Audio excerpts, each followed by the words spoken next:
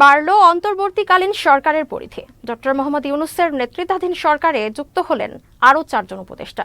বিকেলে বঙ্গভবনে তাদের শপথ পাঠ করান রাষ্ট্রপতি মোহাম্মদ শাহাবুদ্দিন। নতুন 4 উপদেষ্টা হলেন প্রধান উপদেষ্টার বিশেষ সহকারী ও সাবেক মন্ত্রিপরিষদ সচিব আলী ইমাম মজুমদার, অর্থনীতিবিদ ওয়াহিদ উদ্দিন মাহমুদ, সাবেক সেনা কর্মকর্তা জাহাঙ্গীর আলম চৌধুরী ও সাবেক সচিব মোহাম্মদ ফাউজুল কবির খান। শপথ অনুষ্ঠানে প্রধান উপদেষ্টা ডক্টর মোহাম্মদ ইউনূস সহ অন্য উপদেষ্টারা উপস্থিত ছিলেন। এর আগে 3 দফায় শপথ গ্রহণ করেন 17 উপদেষ্টা। নতুন করে 4 জন শপথ নেয়ায় অন্তর্বর্তী সরকারের প্রধান উপদেষ্টা সহ মোট উপদেষ্টা হলেন 21 জন। বিসমিল্লাহির রহমানির রহিম। আমি আলী ইমাম মজুমদার সশ্রদ্ধ চিত্তে শপথ করিতেছি যে আমি আইন অনুযায়ী অন্তর্বর্তীকালীন সরকারের উপদেষ্টা পদের কর্তব্য বিশ্বস্ততার সহিত পালন করিব। আমি বাংলাদেশের প্রতি অকৃত্রিম বিশ্বাস পোষণ করিব ও আনুগত্য পোষণ করিব।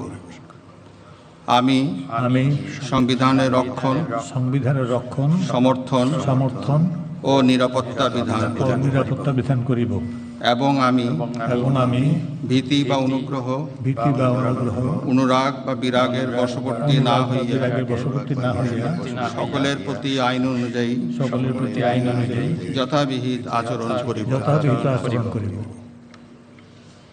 এবার মাননীয় উপদেষ্টাগণকে গোপনতার শপথ পাঠ করানোর জন্য মহামান্য রাষ্ট্রপতিকে বিনীত অনুরোধ জানাচ্ছি। আমি সশ্রদ্ধ চিত্তে শপথ করিতেছি যে অন্তর্বর্তীকালীন সরকারের উপদেষ্টা রূপে যে সকল বিষয় আমার বিবেচনার জন্য আনিত হইবে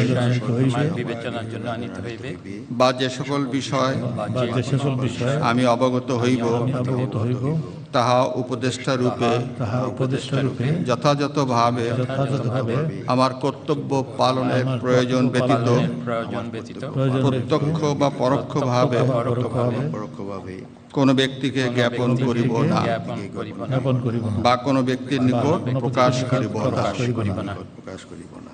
ধন্যবাদ।